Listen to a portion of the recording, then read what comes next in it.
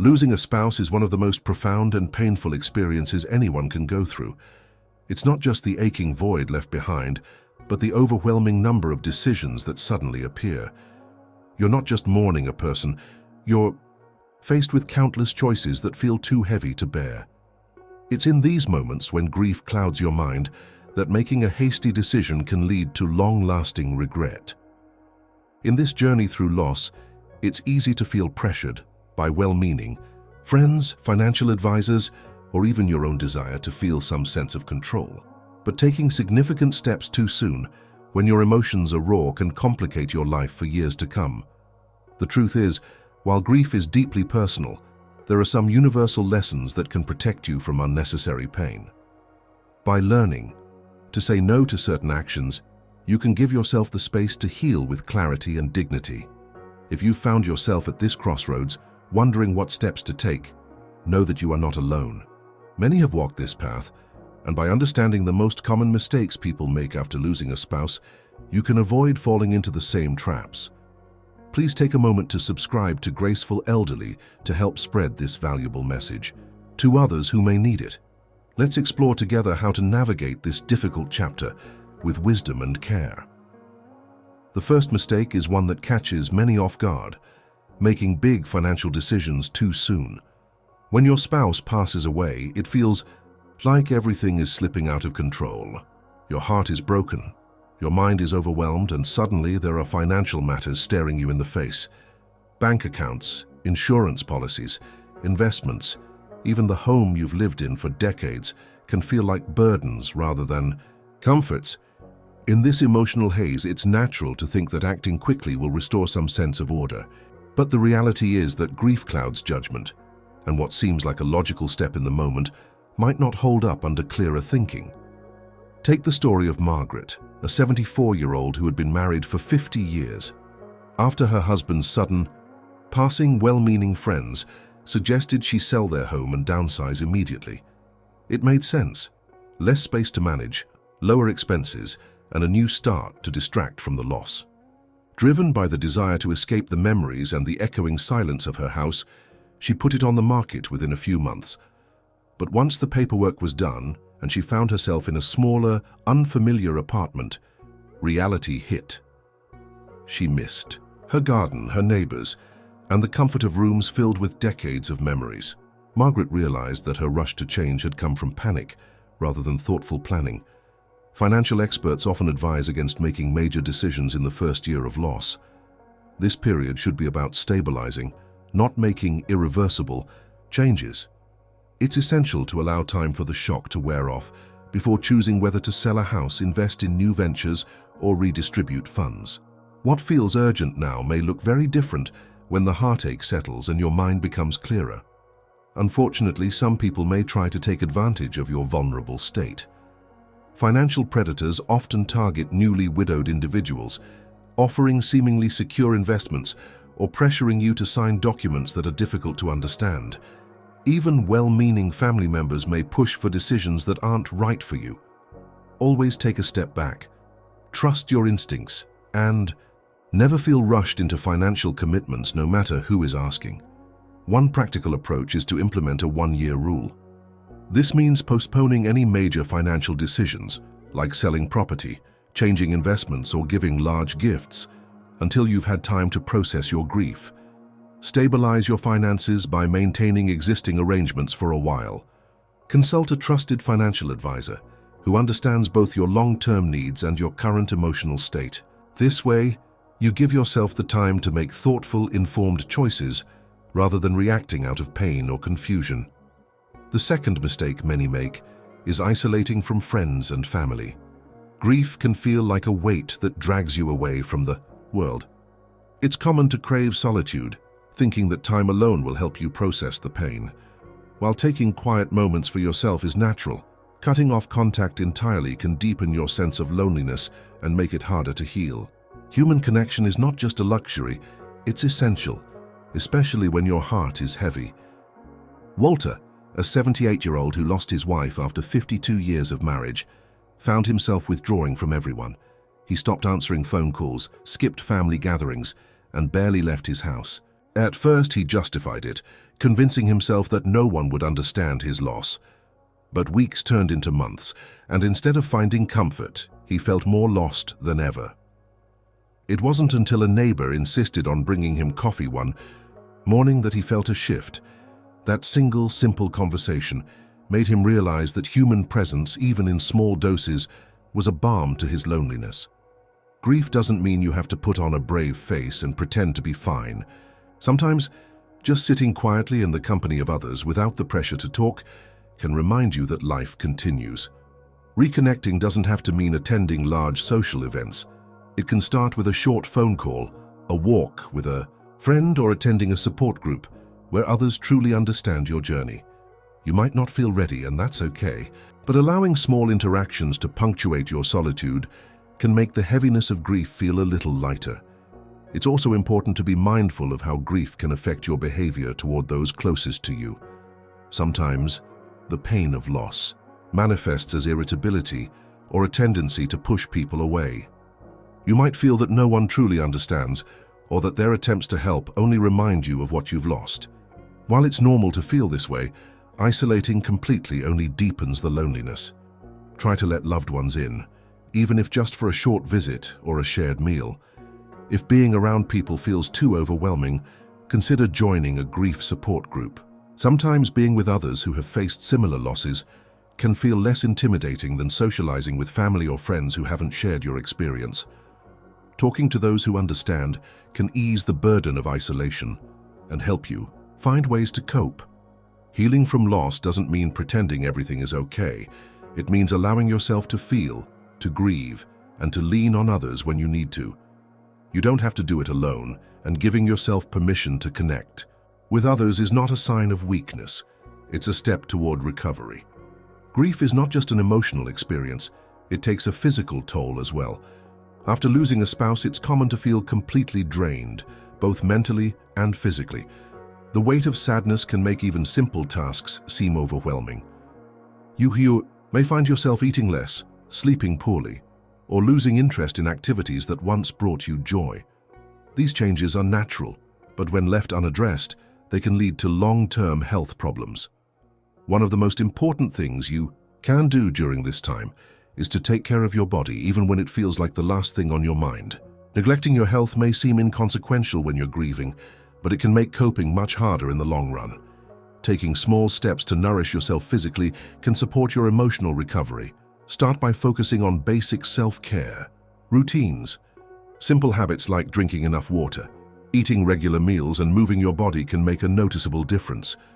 Grief often suppresses appetite, but skipping meals can lead to weakness and fatigue, making it harder to process emotions.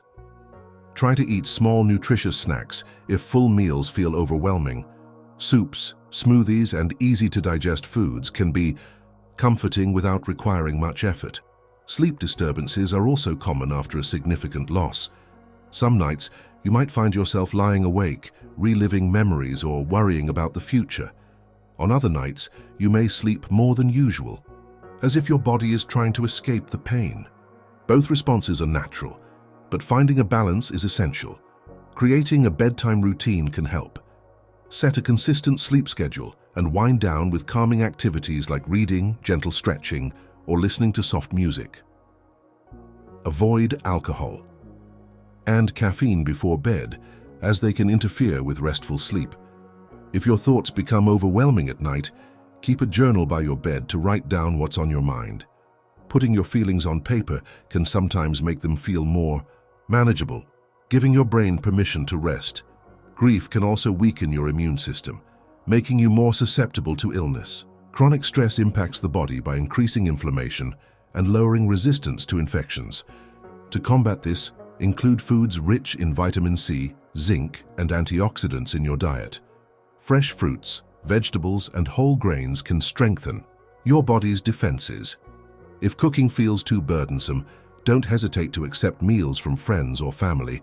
They want to support you, and nourishment is one of the most tangible ways they can help. Physical activity may feel daunting when your energy is low, but gentle movement can actually improve your mood and overall well-being. You don't need to commit to intense exercise. Even a short walk around your neighborhood can help clear your mind and release endorphins. Walking in nature especially can provide a sense of calm and perspective. Try to step outside, feel the sun on your skin, and let your senses reconnect with the world around you. For those who struggle with mobility, chair exercises or light stretching can still provide benefits.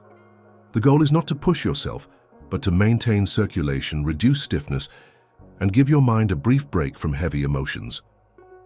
Another aspect to consider is staying engaged with your healthcare routine. It's easy to cancel doctors, appointments, or skip medication when grief takes over. You might feel like nothing matters, but keeping up with medical care is crucial. Your body is already dealing with the strain of loss, so monitoring your health helps prevent new issues from arising. If going to appointments feels too difficult, ask a trusted friend or family member to accompany you for support. It's also essential to recognize the impact of grief on your mental health. Sadness, anxiety, guilt, and even anger are all common responses to losing a spouse. However, when these feelings become overwhelming or interfere with daily life, seeking professional support can make a difference. Speaking with a counselor or therapist who specializes in grief can provide you with coping strategies and a safe space to express your thoughts without judgment. Sometimes, people feel hesitant to seek therapy because they worry it's a sign of weakness or that they should be able to handle grief on their own. In reality, talking to someone who understands the grieving process can offer relief and perspective. It's not about moving on, but about finding ways to move forward with your pain in a way that honors both your feelings and your loved one's memory. If therapy feels too formal, consider joining a support group for those who have lost a spouse. Being around others who truly understand your journey can lessen the feeling of isolation. Listening to others share their stories can remind you that you're not alone in your experiences, and sometimes just being present with people who get it can be deeply comforting. Grief has a way of making everyday tasks feel monumental. Even basic hygiene can feel like too much. On days when motivation is lacking, focus on one small task, like brushing your teeth or washing your face. These little acts of self-care can help ground you, reminding you that even in sorrow, you are still worthy of care and kindness. Sometimes friends or family may suggest activities to distract you from your grief, but it's important to honor your own pace. Doing too much too soon can feel overwhelming. Allow yourself the space to decline invitations if you're not ready. Healing doesn't follow a timeline, and there's no right way to grieve. It's okay to take things slowly. 1. Unexpected. Way to foster healing is to create a small daily ritual in memory of your spouse. This could be lighting a candle, saying a prayer, or reflecting on a favorite memory.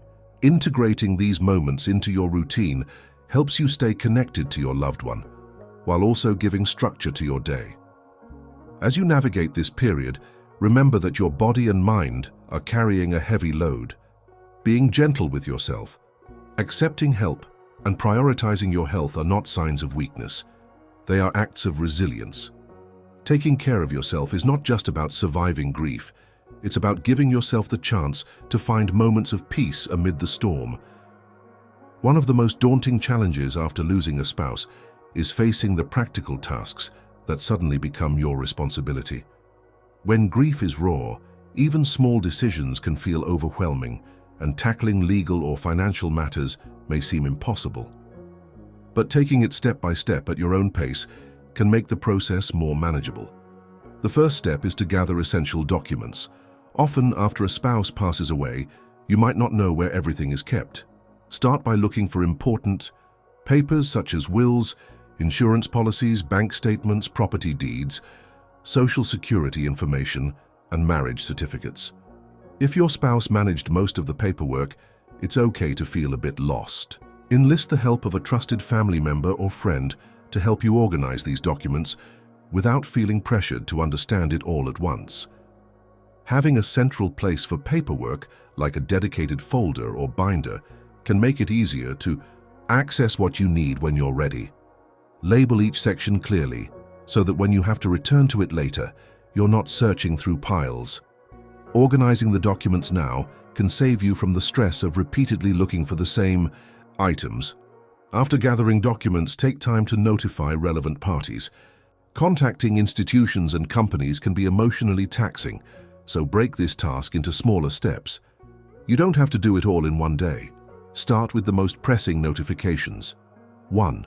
Social Security Administration, to stop payments and apply for survivor benefits. 2. Insurance companies, life insurance, health insurance, auto insurance. 3. Financial institutions, banks, credit unions, investment accounts. 4. Pension providers. If your spouse received a pension, inform the plan administrator. 5. Utility companies and service providers, to update billing information or close accounts. Many companies will ask for a death certificate as proof. It's a good idea to request multiple copies from the funeral home or the vital records office, as you may need them for various accounts. It's understandable to feel overwhelmed when speaking with representatives who may not understand your loss. If talking on the phone feels too difficult, consider writing a script beforehand or ask a trusted person to make some of the calls for you. You're not obligated to explain more than necessary. Simply state that your spouse has passed and that you need to update or close the account. Financial tasks can be particularly complex, especially if you shared accounts or if your spouse handled most of the finances. One of the first things to check is whether your accounts were joint or separate. For joint accounts, you may be able to continue using them without significant changes, but for accounts solely in your spouse's name, you'll need to notify the bank and provide a death certificate to update or close them. If your spouse had debts, it's crucial to understand which ones you may be responsible for. Generally, joint debts, or those guaranteed by both spouses, will remain your responsibility. However, debts solely in your spouse's name may not transfer to you, especially if they are unsecured, like credit card debt. Check with a financial advisor to clarify your specific situation. For homeowners, it's essential to update the property title if it was held jointly. Failing to do so can create legal complications later, especially if you wish to sell or refinance the home. Contact your local property records office for guidance on updating the title. When handling investments and retirement accounts, such as IRAs or 401ks, review the beneficiary designations. Sometimes these accounts bypass the will and go directly to the named beneficiary. Consult with a financial planner to determine the best way to access these funds, as there may be tax implications. Taxes themselves can be a source of anxiety after losing a spouse. Filing your first tax return as a widow or widower may be emotionally challenging, but taking it one step at a time can make it less daunting. If your spouse passed away during the year, you may still file jointly for that tax year. After that, your filing status will change, which can affect deductions and credits. Consider working with a tax professional who understands your situation and can guide you through the process. Amidst all these responsibilities, it's easy to feel that you're losing control. To counter this, try to take small breaks between tasks. Grief doesn't pause just because practical matters need attention. Allow yourself to rest, cry, or simply sit quietly before moving on to the next step. You may also find it helpful to keep a task journal. Write down what you accomplished each day, even if it's just one phone call or organizing a single document.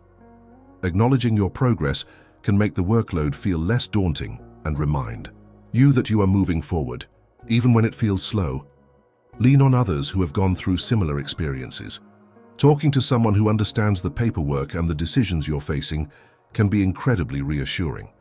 Sometimes, a small piece of advice from a fellow widow or widower can save you from unnecessary frustration. If you are unsure about any part of the process, don't hesitate to reach out to legal aid services or community organizations that offer guidance for widows and widowers. They can provide resources and support, helping you navigate everything from estate planning to bill management. One practical tip is to set up automatic payments for your essential bills if possible. This ensures that while you're dealing with the bigger picture, your utilities, mortgage, or insurance continue without disruption. Reducing the number of tasks you have to manage manually can make the load feel lighter. Try to focus on the progress you've made, not just the tasks that remain. It's okay if some things take longer than expected.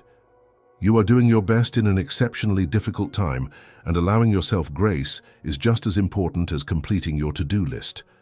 In the midst of managing practical matters, don't forget to care for yourself emotionally. Acknowledge that it's normal to feel overwhelmed, and that every small step you take is an act of resilience. Allow yourself to grieve at your own pace without feeling pressured to have everything sorted immediately. Your well-being is the most important part of this journey. After navigating the overwhelming practical tasks and the rawness of early grief, there comes a point when you begin to wonder, what now? Life without your spouse feels different, quieter, emptier, and at times, aimless. You may find yourself going through the motions, unsure of how to fill the days that once seemed so full. This is a tender stage, one where healing is not just about surviving, but about slowly, gently, finding new ways to live. The thought of rebuilding your life might feel daunting, even disloyal, as if moving forward means leaving your spouse behind. But it's important to remember that finding a new sense of purpose doesn't mean forgetting the past. It means honoring the love you shared by continuing to live fully. This chapter of your life is about discovering how to carry that love with you as you explore new paths. One of the first steps toward rediscovering purpose is to acknowledge your changing identity. For so many years, your life was intertwined with your spouse's. You made decisions together, built routines together, and shared your dreams. Now, without that partnership, it's natural to feel unmoored. But within this loss lies an opportunity to reconnect with yourself, to explore who you are as an individual, not just as part of a couple. Take some time to reflect on your interests and passions. What activities used to bring you joy before life became focused on caregiving or dealing with illness? Was there a hobby you once loved but set aside? Maybe you enjoyed gardening, writing, painting, or volunteering. Revisiting these activities can rekindle a sense of enthusiasm that might have faded during the difficult years. If you're unsure where to start, consider trying something entirely new. Attend a community class, join a book club, or participate in a local group focused on crafts, exercise, or discussion. Stepping out of your comfort zone even a little can reignite curiosity and remind you that there are still new experiences to be had. Another powerful way to find purpose is by helping others. Volunteering your time can create a sense of belonging and give your days more structure. Whether it's reading to children at the library, helping out at a local food bank, or sharing your skills at a community center, giving back not only benefits others, but also nurtures your own spirit. Consider also the idea of mentorship. Sharing your life lessons with younger generations can be incredibly fulfilling. Whether through formal programs or casual connections, within your family or community, guiding someone else can remind you of your strengths and wisdom. Your experiences, both the joyful and the painful, hold value and can inspire those who look up to you. While rebuilding your life, it's also crucial to nurture existing relationships. Sometimes friends or family might hesitate to reach out, unsure of how to support you. Take the initiative when you're ready. Invite someone for coffee, join a family dinner, or simply make a phone call to catch up. Rekindling these connections can remind you that you are still part of a network of care, even if the dynamics have shifted. Finding companionship doesn't mean replacing your spouse, but allowing new friendships to grow can fill the void of isolation. You might meet other widows and widowers who understand the unique challenges you face. Sharing stories with those who have walked a similar path can provide comfort and encouragement. At the same time, give yourself permission to create new traditions. Special dates like anniversaries, holidays, or birthdays may feel especially heavy. Rather than trying to keep old routines that may feel incomplete without your spouse, think about ways to honor those moments differently. Light a candle, visit a favorite place, or make a donation in your spouse's name. Creating new rituals doesn't erase the past. It acknowledges it while allowing space for your ongoing journey. As you rediscover your own path, it's essential to practice self-compassion. There will be days when the loneliness feels sharper, when memories bring tears instead of comfort. On those days, remind yourself that grief is not a straight line. It's a winding road that loops back on itself, sometimes when you least expect it. Allow yourself to grieve without judgment. Writing can also be a profound tool for healing. Keeping a journal where you freely express your thoughts and feelings can help clarify your emotions. You might write letters to your spouse, sharing updates on your life or reflecting on memories. Putting words to your feelings can reduce the weight they carry, making the journey a little easier to bear.